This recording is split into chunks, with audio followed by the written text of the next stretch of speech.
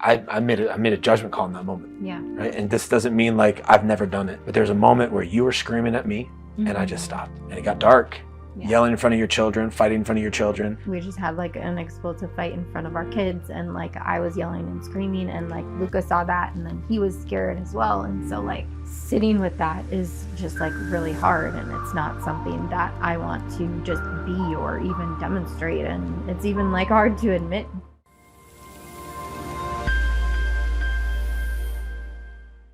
Welcome back to the Late Night Date Night podcast. And I've been catching a lot of heat recently. A lot of heat. There's a lot of angry guys out there. They're pissed off at me. Like, I went and read through some of the YouTube comments that y'all are leaving. I think one of my favorite ones is, I can't believe this woman had a second child with this man. The other one that was also my favorite was, this guy fucking sucks. And so on top of that, I got all these guys calling me a simp, which I didn't even know what a simp was. I had to actually go look it up, only to figure out that most simps are bald-headed dudes, and bald-headed guys creep me out. So, I've been under attack by y'all recently. Good thing I went to Afghanistan and prepped myself for this. But you know what they say, sticks and stones can break my bones, but the rest of you can go fuck yourselves. So here's what I want to say. I get why these dudes are pissed. Yeah, I get it, because the thing that I'm telling them to do is to take extreme ownership of the marriage, even when their wife is 100% part of the problem. Even when she's being a bitch, you still gotta remember, you're an asshole, right? And this is just like the dark parts of our lives. Sometimes Lizzie is a pain in my butt. Mm-hmm. And sometimes, rarely, am I a pain in hers. But here's what I've learned over the last few years is like the only thing that we can control is ourselves. Yeah. And so we've had some experiences, and there's been a lot of extreme ownership in order for us to move forward. Yeah. Like, what is, when I bring this up and you hear like these conversations from these guys, like, what is something that you remember you had to go through and take extreme ownership of in order for you to move through it? I understand why they are pissed because you're pointing the finger at them, but like in reality, a relationship is two parties and both are equally contributing to the problem. But I think the more that you took ownership of our current situation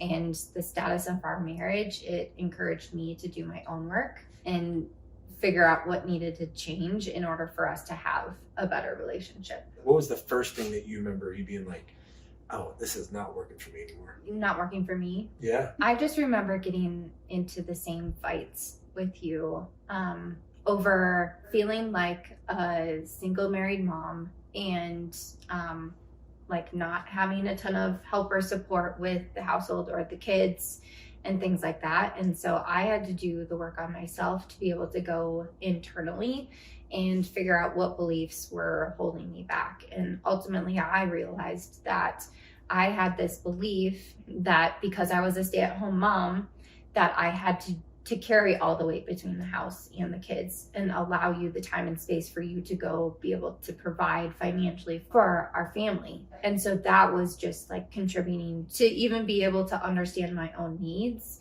and what you could maybe help take care of, because at the end of the day, we did decide to have a family together, and these are our kids, and you can help share in the load. Yeah. And so like understanding my own needs, being able to like communicate them to you so that I could take some of that burden off of myself. I remember you being like this protective mama bear about everything. This is why a lot of guys struggle, is that they want to take leadership, but their wife is like, no, I'm going to do it. And it's like, oh, okay, well, have fun being miserable because I'm trying. Yeah. And I remember you wouldn't let me pack the bag for vacation. Mm-hmm. I was trying to like get the clothes ready for Luca, our oldest, and Enzo, our second.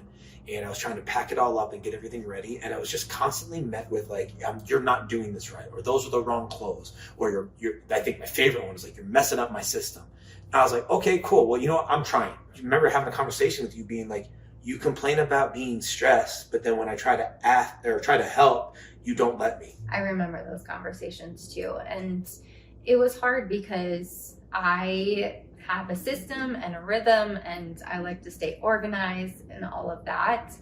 And when you tried to like insert yourself and like you do it your own way, I felt like it was like messing up my system and like everything that was in my head. But I had to be able to just like step back and let you do it. But also I feel like we did have some conversations in the beginning about like what the standard was. You know, for example, like we pick up toys and all of the kids' stuff like every single night so that we can come home in the morning or come down in the morning and have to a clean kitchen and a clean house. And so like having those standards of, or even of like, this is, you know, where pants go, diapers go, like things like that, or even like the systems that we have in place to manage like grocery lists or Costco lists or to-do lists and packing lists and all those things. Like we had to have those conversations in the beginning about like what was our standard and how we were going to manage things in the household, so that it wasn't just living in my brain or living in your brain, so that you could step in and like start to help and also own things. I personally feel like in the beginning it did cause a little bit of like tiffs between us, because I remember you stepping in and being like, well, why are you trying to micromanage me? And I was like, I don't want to micromanage you.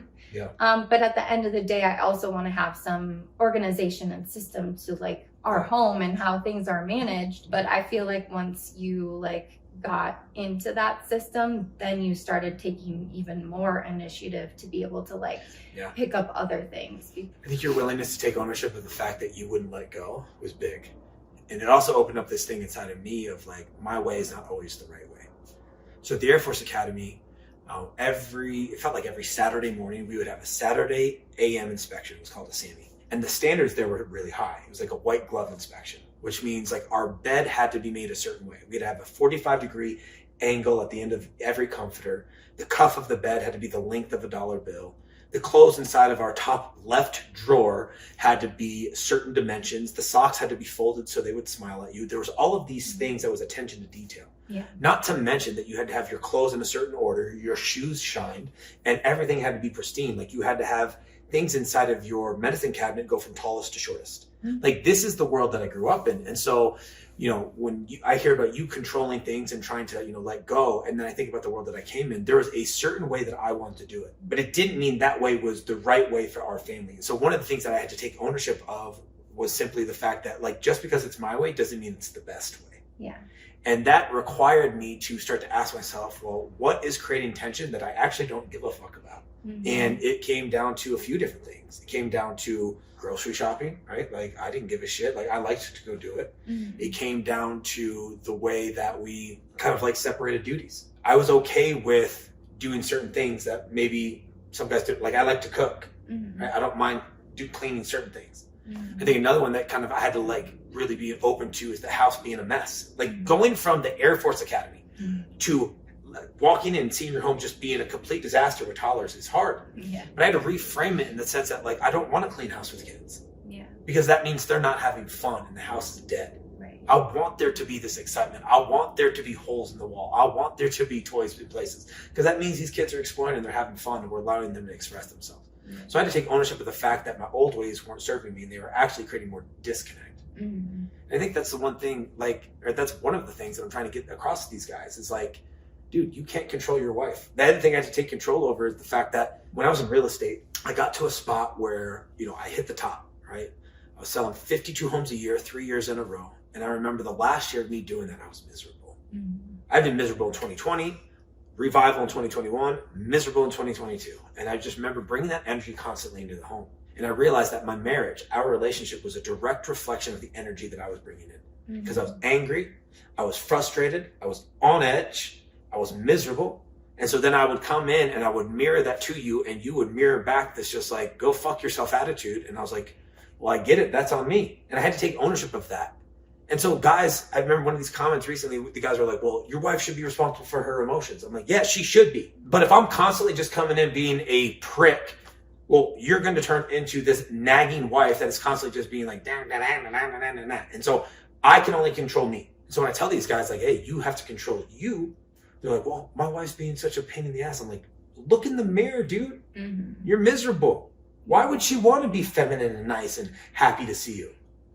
Like you wouldn't even want to hang out with you. Well, no one wants to be told that you're being a bitch or like you're being an asshole, you know, like sure that might be true, but I feel like there's other ways to have those conversations and it's most of the time I feel like taking a step back if you need to, and like going internally to be able to process those emotions and figure out what's coming up, and then coming to the table to have a conversation that's like calm and collected, and you're not like heated. And like we were in those like cycles of like just attacking each other, like nothing changed and nothing got better, and it just drove us like further and further apart.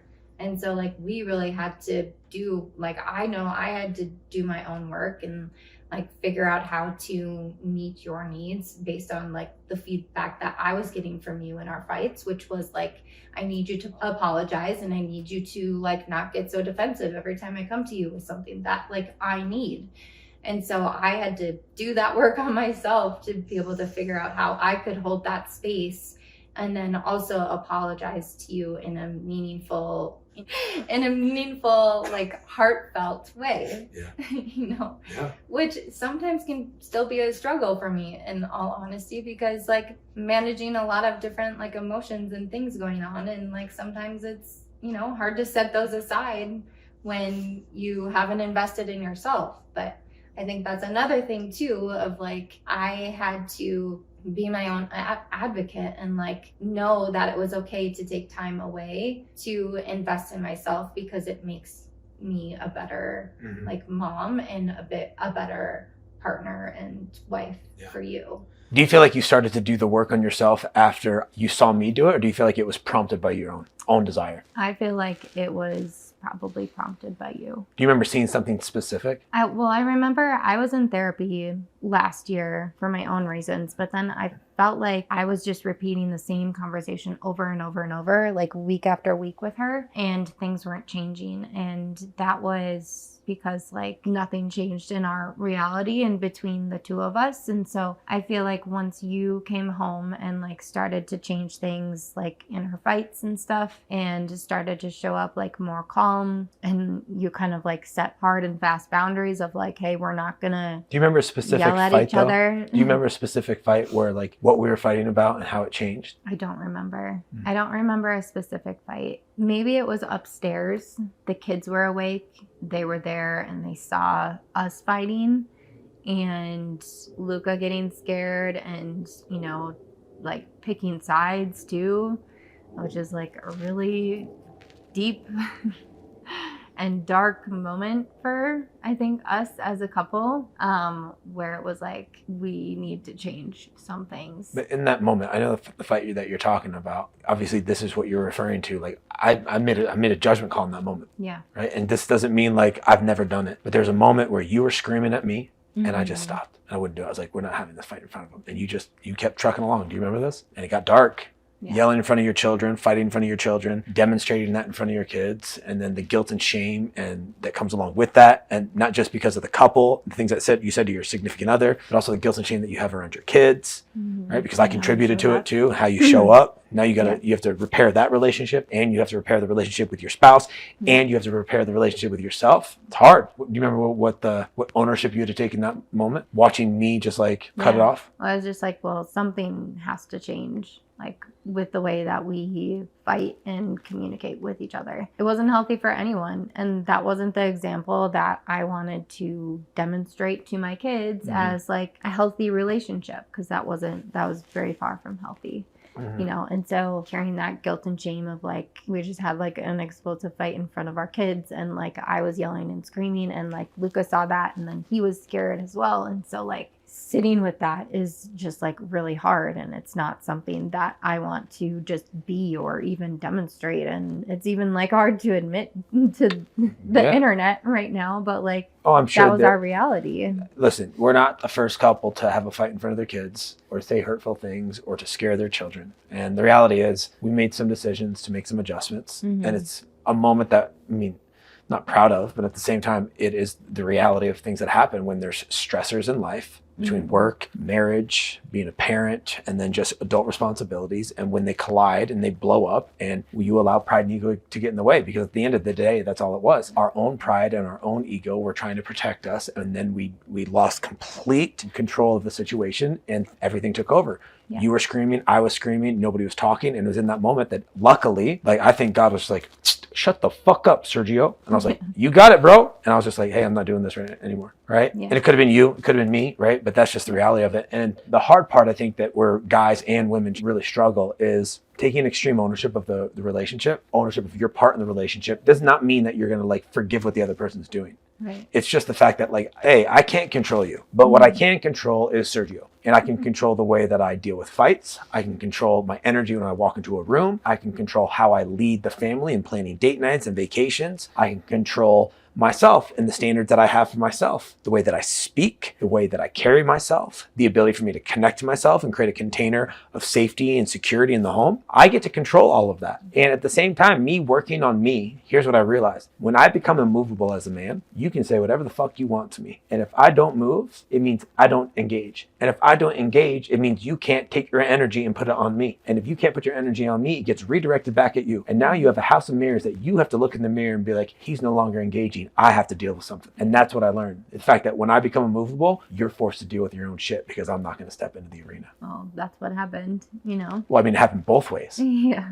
Like you did the same thing too. There's been plenty of times where like, I'm just fighting. And you're like, I'm not doing this. And I'm like, Yeah. apparently I turned into a frog, right? But I like it. There's nothing I can say. And so in many ways you've done it too. You've been like, no, I'm going to control this.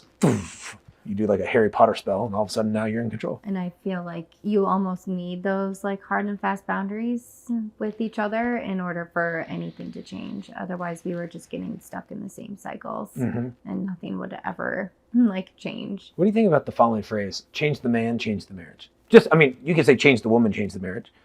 So what do you think about that phrase? Change the woman, change the marriage. I think it could happen that way as well. I think if the woman becomes, I guess it's two parties, right? No, I'm just saying from So, your like- perspective. So like, change the man, change the marriage. I can speak on that. But when it comes to change the woman, change the marriage, how does you changing you change the marriage? Well, I think when you focus on yourself and do the work on yourself, then and if you're growing, then hopefully your partner will come with you. I feel like that's been our experience in the past where like you've been doing your own work with your own coach and stuff, and then it's forced me to grow and go internally as well. And so I feel like if a woman can do that and learn how to understand her needs, communicate her needs in a healthy way, and you know, holds him accountable like I had to learn how to do, I think things can start to change. Or if they don't, then obviously that woman has a decision to make. Do you remember when so it was 2019. When did we get engaged? 2018 or 2019? 2018. So we started couples therapy in 2019 after we called off our wedding. I remember doing our engagement photos, sending out the invitations, and then a week later calling the whole thing off. And I was like, oh my gosh, what the fuck? And so we flew up to Minnesota. I was getting ready to call off like everything. I was like done. I was like, fuck this shit. I called my best friend John Davis, and he was like, hey, listen, you're going up on this trip, right? You're gonna spend time with your family. He's like, why don't you make a decision once you get back? And I'll never forget going up there, and we're in this situation, and right, like I remember, like I can't remember the exact details, but I remember something happened, and I remember looking at you being like, do you see how that person completely ignored everything that the other person was telling to him? You're like, yeah. I was like, that's what you do to me. And it was one of those moments where I was like, okay, listen, I can point that out to you, but I also had to ask the question, like, what caused that? And so I remember being in that situation. I think it was like a pivotal moment for both of us. We were able to change. Yeah. And so it was this moment where we went into couples therapy. We came back and I was like, listen, if we want this to work, we got to go into couples therapy. So after we were in Minnesota, we came back and we went into couples therapy. And I remember sitting in couples therapy and we were trying to work on one another. And we got to a spot where we had our couples therapist talk to our individual therapist just to see if this was going to work. My therapist was like, it could work. He's like, but it could also not work. And then the other therapist was like, it could work, but it could also not work. And I'm like, cool, thanks for the beautiful recommendation.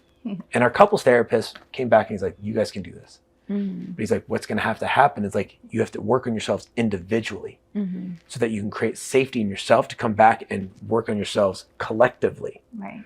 So when I hear this phrase, not even hear it, I think I'm going to dub it, change the man, change the marriage, or change the woman, change the marriage.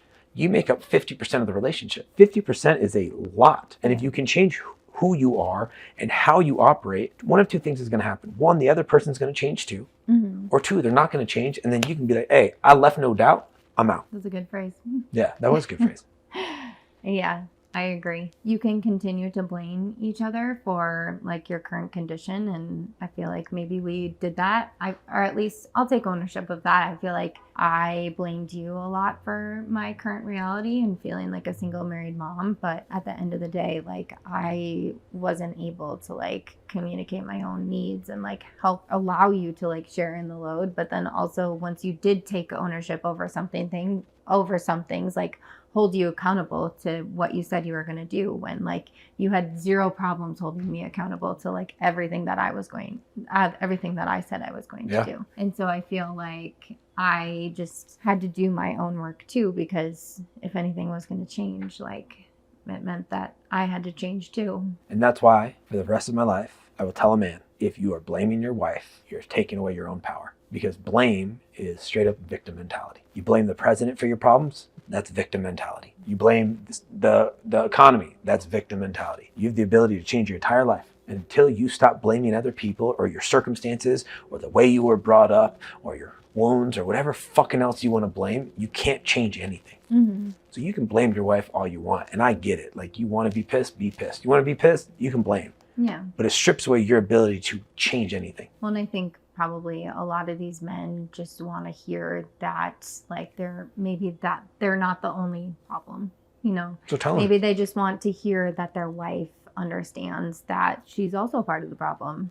How would it, this is a great question, because these men are, I mean, they listen to you more than they listen to me. For these men out there that are blaming their wives, they want to be with her. They do. They love her, and they want to be a good husband. I hope they so. want to be a good, no, they do. Yeah. They want to be a good husband. They want to be a good father, but they're also just like fucking fed up. Mm-hmm. They're sick of it. Like, what advice would you give them to help them take action so that their wife can follow? I think the best thing for a man to do is maybe just start having those really hard conversations together, but like in a setting where you can both feel heard and safe. And so for me, I feel like that was like on a date night or up in the closet when like you were just like, I felt like I could see like your soul, and you would come to me and you'd be like so upset. You'd start like sharing about our relationship. And then I was like, well, like shit, like he's really hurting and like so am I.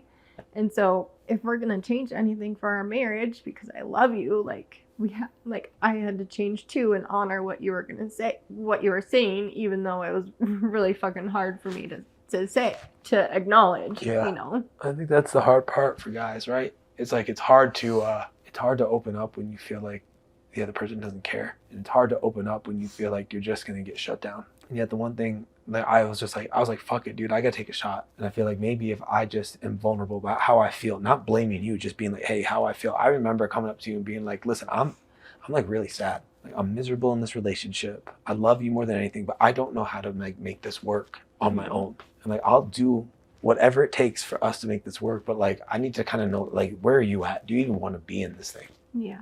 And those conversations are scary because she could say no, but she could also say yes. And I think at the end of the day, we forget that the person that we chose to marry still, like, they want the same thing. They want to be happy and they want a loving relationship. And I think the women who won't listen, the only advice that I give these guys is like, start doing things that make you a better man.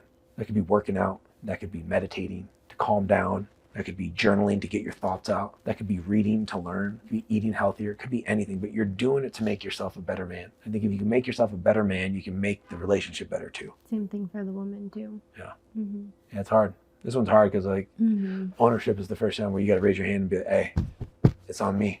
Yeah. I fucked up.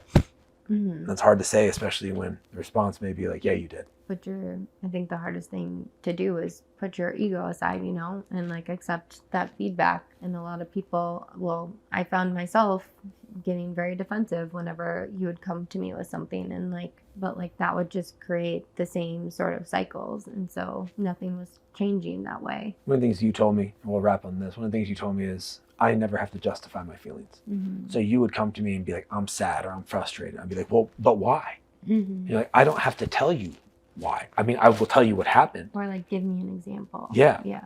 Like, well, give me an example of what I did wrong or what I did. It's like, I feel this way. And I think when you speak from how I feel versus what you did, it's two different things. Yeah. You can't argue with somebody's feelings. And if your wife tells you she feels a certain way, get curious. okay, hey, why? What happened? Like, see her, get curious about it so that you can change things. I think if you hold the space for her at the same time, you can be vulnerable, she'll hold the space for you because she wants it.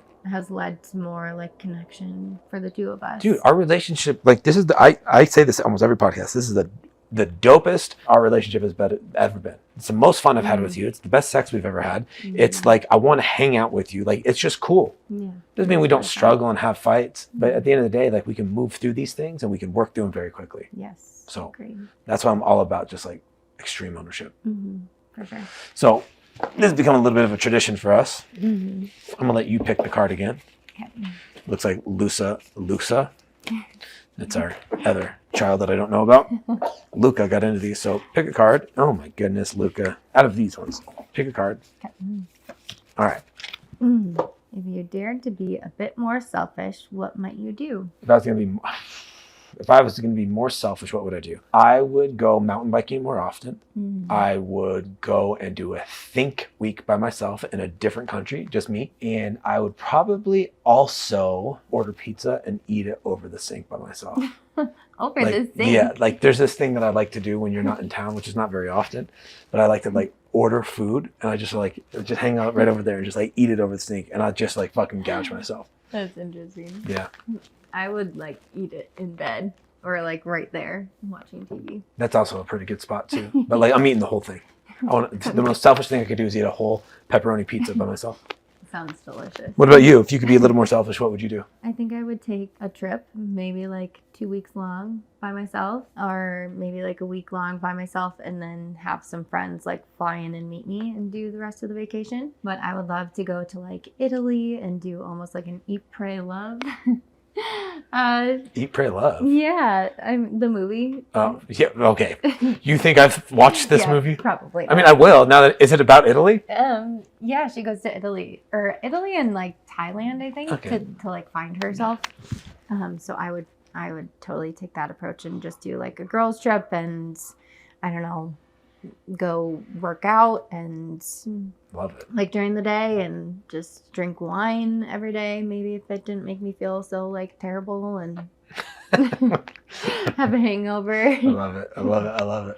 Yeah. All right, listen, we appreciate you guys coming back. Leave us a review. If it's a 1, tell us it's dog shit. Tell us why. We appreciate your honesty. If it's a 5, leave us a 5 as well. If you know the couple, share it with them. If you think they would benefit from this, go follow my amazing wife at Lizzie Ray on Instagram. Come follow me at Sergio Nazaro on Instagram. And until next time, take care. Peace. Bye.